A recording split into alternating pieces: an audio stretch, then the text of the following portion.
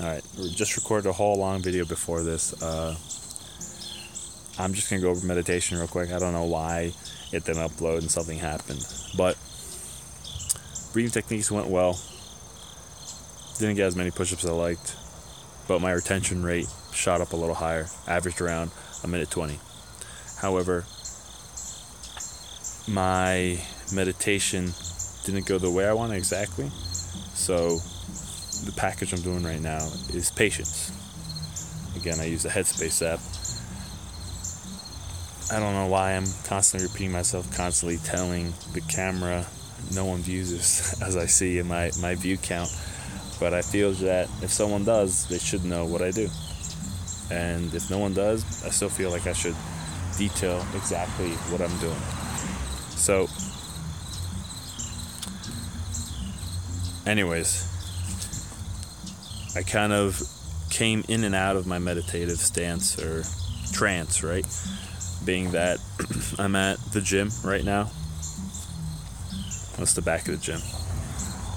But at least the past week, I've been at my house in my backyard where there isn't so much noise and it's more controlled.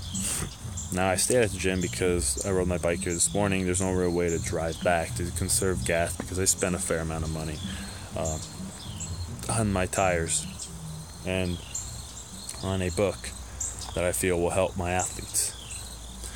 Either way, not being any sorts of rich or being any sorts of decently paid, I mean, I'm pretty poor. Not pretty poor, I'm poor. I feel that, sorry, I lost track for a second. I feel that I could have, oh, there it goes again. See, my phone's turning off. Don't know why. Getting back to what I was saying. Coming in and out of my trance disappointed me almost to the fact that I was going to be sad. However, thinking about it, I believe I was trying to make myself disappointed, trying to make myself sad instead of actually being sad, instead of actually being guilty. At the end of meditation, listening to my instructor talk, as he normally does, kind of wrap things up, I understood, or I made myself understand, and forcefully do it, but it came to me that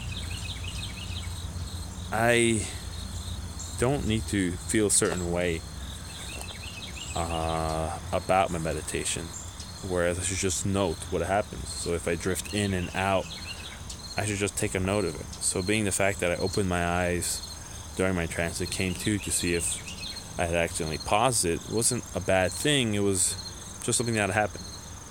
It was something that I took a note of, and I just moved on and went right back into it. And understanding that I don't have to feel a certain way